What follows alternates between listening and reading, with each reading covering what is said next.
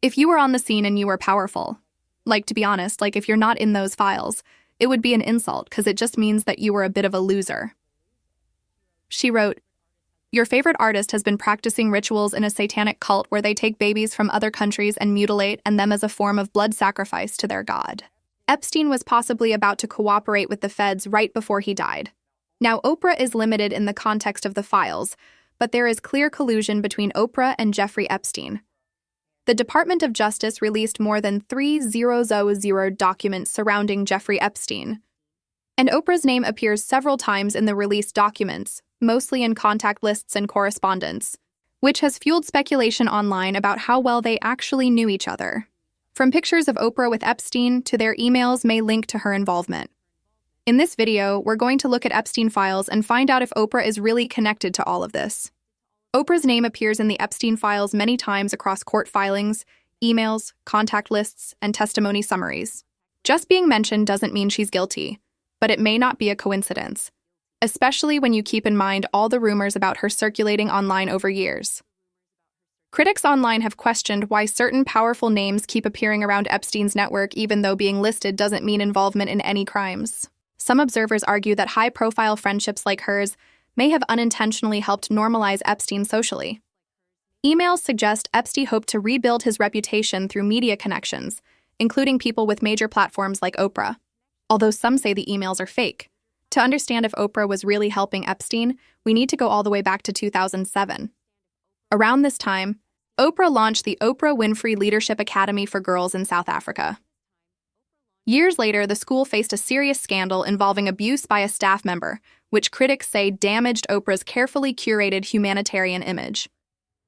That same year, reports of young girls disappearing started to come out.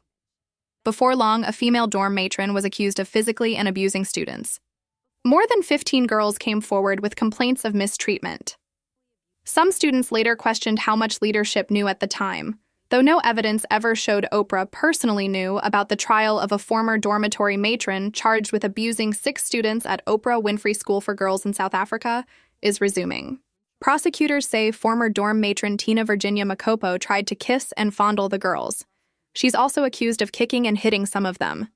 Makopo pleaded innocent to 14 charges of indecent assault, and criminal injury in South Africa. Meanwhile, in Philadelphia, the ex-headmistress of the $40 million school is suing Winfrey for defamation. The suit claims someone would conclude from Winfrey's comments that the school employee knew of the alleged abuse and was actively involved in covering it up. I was, needless to say, devastated and really shaken to my core. Winfrey said she was disappointed in the former headmistress. The TV talk show host also made comments about students who felt there was an atmosphere of repression at the school. And I spoke to all the girls personally, and I encouraged all of them, any of them who had actually been harmed, to please come forward. A tweet about Oprah's alleged relationship with Epstein reads, "Epstein documents revealed that a woman stated on record that Epstein offered her money to birth babies for black market use." The email also mentions John of God, who has ties to Oprah, who was sent to prison for keeping women and children in an underground lair where he would ride them for years and birth babies for organ harvesting and black market purchases. He would then eliminate the women and children when they were no longer useful or could produce children.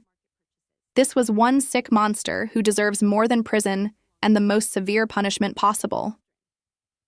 This might sound shocking, but several celebrities have confirmed that there are industry executives who actually buy babies for ritualistic purposes.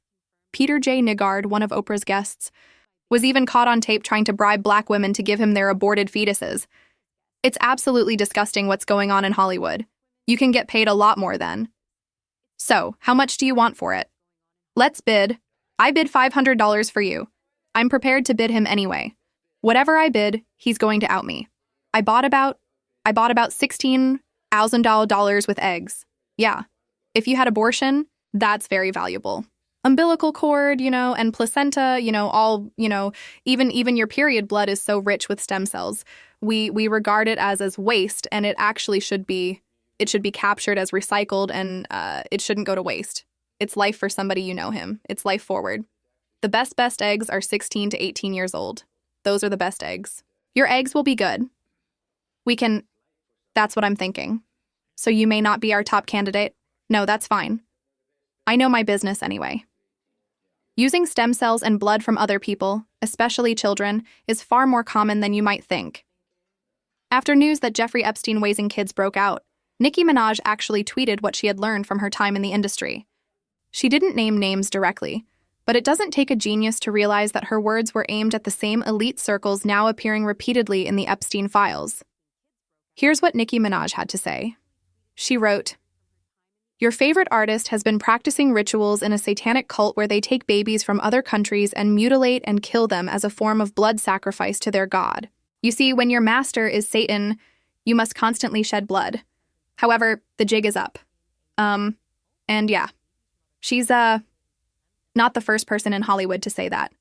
I just don't know how much could be in our face anymore before we wake up and realize these people are ruling over us and they win when we're fighting with each other. That's just the reality. I really don't see how you can have a ton of success in Hollywood and not be in the club because Hollywood was founded upon this. I just don't really care what you call me. It's time for everyone to wake up. Everything boils down to one question. What was Jeffrey doing with the children he was? This question has two different answers depending on who you ask. Some of Epstein's victims actually came forward and testified about how Epstein was trying to run some kind of messed up baby farm at his ranch. The statement given by the victim reads, "Epstein told scientists and businessmen about his ambitions to use his New Mexico ranch as a base where women would be inseminated with his sperm and would give birth to his babies. Mr. Epstein's goal was to have 20 women at a time impregnated at his 33000 FT Zorro ranch in a tiny town outside Santa Fe. For Epstein, this wasn't about pleasure at all. Epstein was obsessed with eugenics, genetic engineering, and breeding his own lineage. And he wasn't talking about this in secret basement. He was hosting dinners, lunches, and conferences with some of the most powerful scientists on Earth. This even led him to research designer babies. He wanted to breed the perfect human.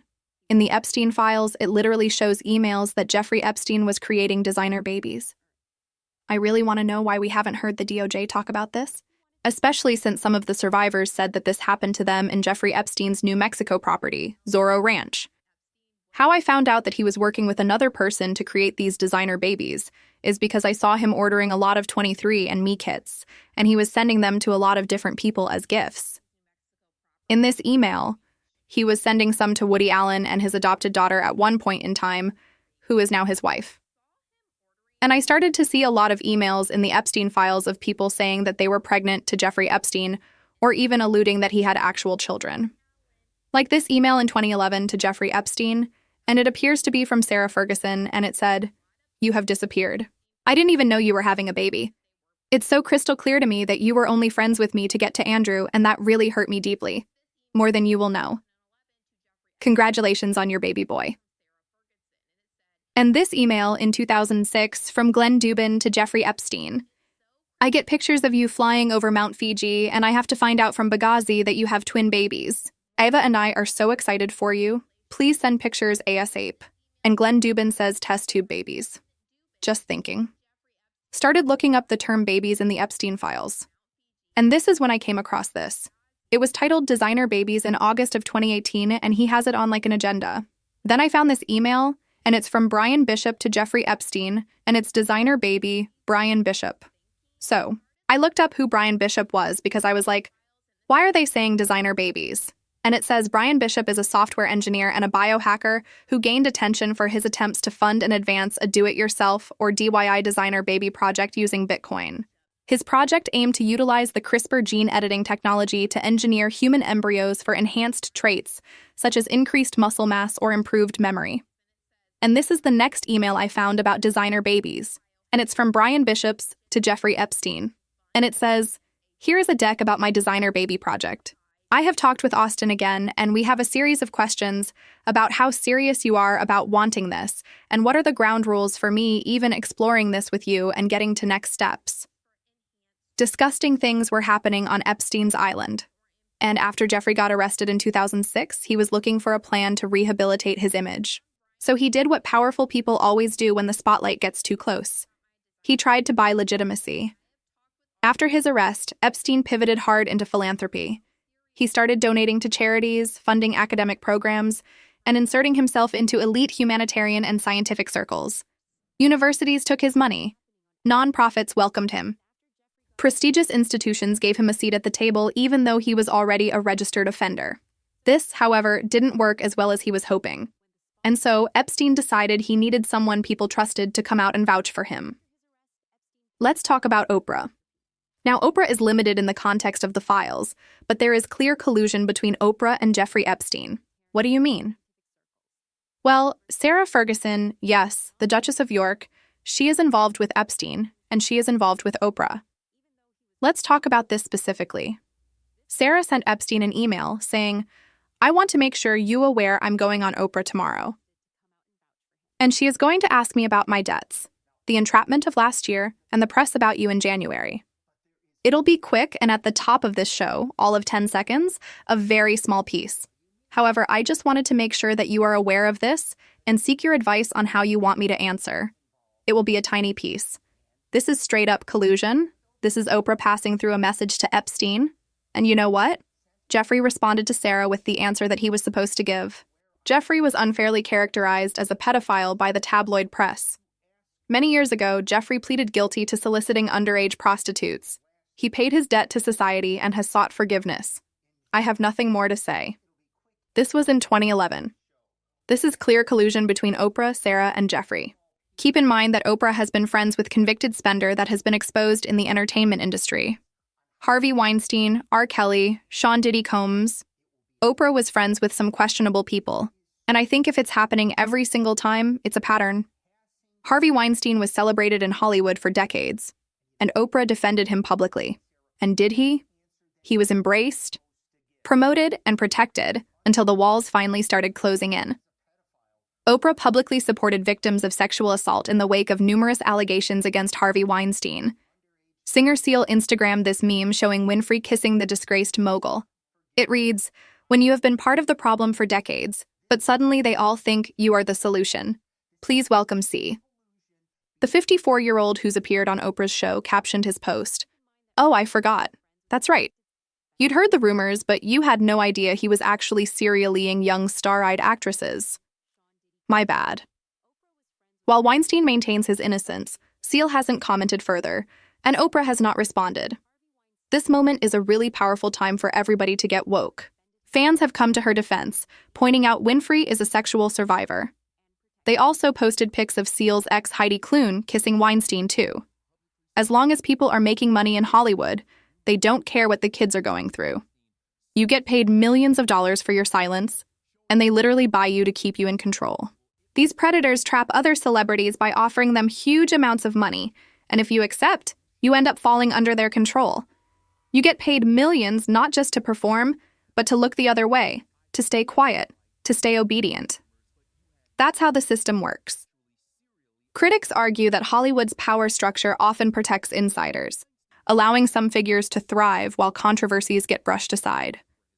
A few years ago, Chappelle has said he turned down a major deal because he didn't trust the industry's expectations, a decision some fans now see differently.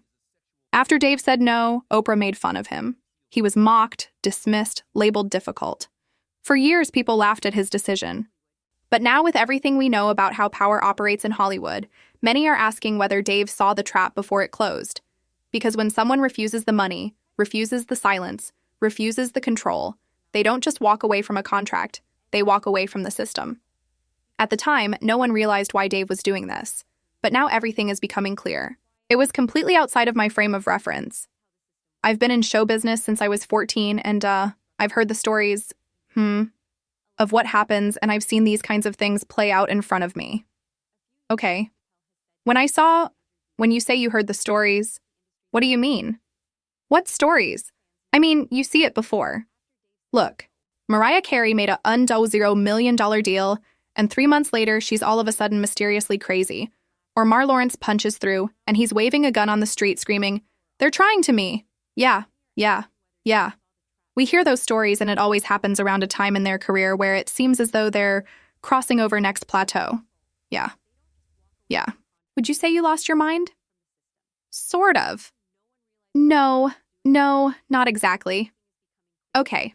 I wasn't crazy, but it's incredibly stressful. Yeah. And I felt like in a lot of instances, I was deliberately being put through stress, and they do what's called a salt trap. Like, I didn't know this. Apparently, baboons love salt. Okay, so they put a lump of salt in a hole and they wait for the baboon. The baboon comes, sticks his hand in the hole, grabs the salt. Salt makes his hand bigger, and he's trapped. He can't get his hand out. Now, if he's smart, all he does is let go of the salt. Baboon doesn't want to let go of the salt. Then the bushman just comes, takes the baboon, throws him in the cage, and gives him all the salt he wants. And then the baboon gets thirsty. The bushman lets him out the cage. The first place the baboon runs to is water. Bushman follows him, and they both drink to their fill. And in that analogy, I felt like the baboon, but I was smart enough to let go of the sun. The list of people Epstein was involved with keeps growing. With this new release, however, all of it is slowly starting to make sense. And the names of the people involved are insane. US presidents, tech CEOs, some of the richest people on the planet, and even members of royal families are now being dragged back into the spotlight. What's wild is how many of these names were already floating around years ago, quietly mentioned and quickly dismissed. Back then, the media framed them as coincidences or unproven associations.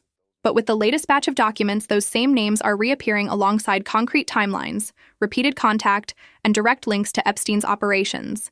And the chairman of a prominent law firm is stepping down over his association with Jeffrey Epstein. Paul Weiss law chair Brad Karp says in a statement, quote, "Recent reporting has created a distraction and has placed a focus on me that's not in the best interest of the firm."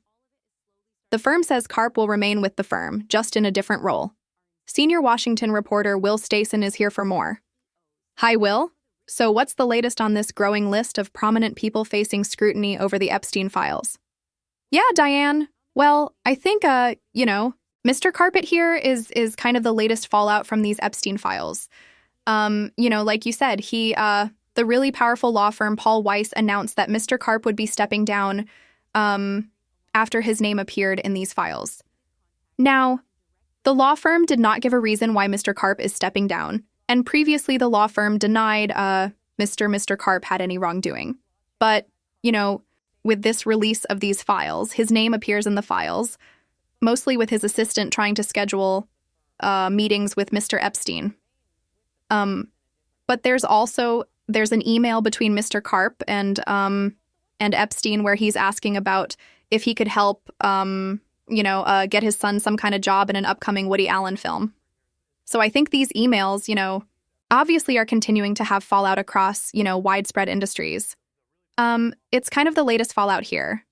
We saw recently that popular wellness influencer, Peta Atia, also stepped down from his role at the protein company David.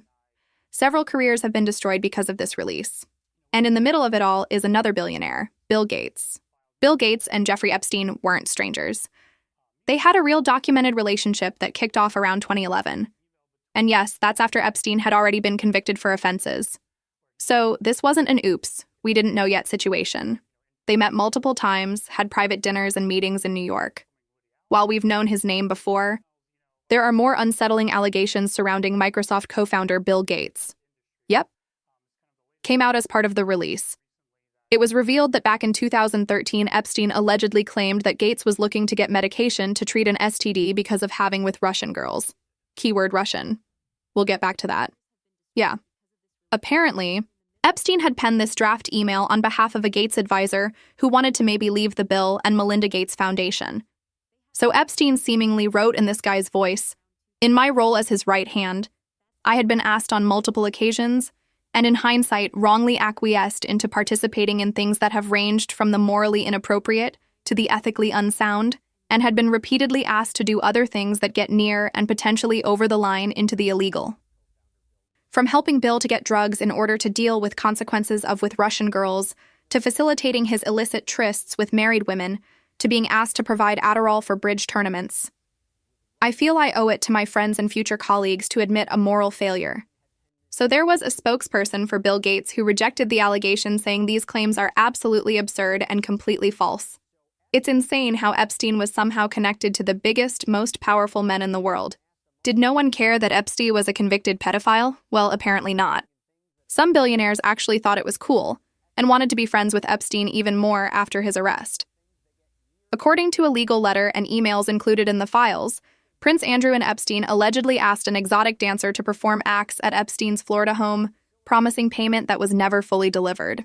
The documents also suggest Epstein arranged international meetings between Andrew and other young women, including a 26-year-old Russian woman in London in 2010, 2 years after Epstein's conviction for soliciting a now. Prince Andrew has had to give up everything as a result of his association. But here's the thing, he doesn't regret anything. His ex-girlfriend actually said that being on the list means that you're cool. He knew everybody that was very powerful. So, if you were on the scene and you were powerful, to be honest, if you're not in those files, it would be an insult because it just means that you were a bit of a loser, right? So the people who aren't in the files are yes. Okay.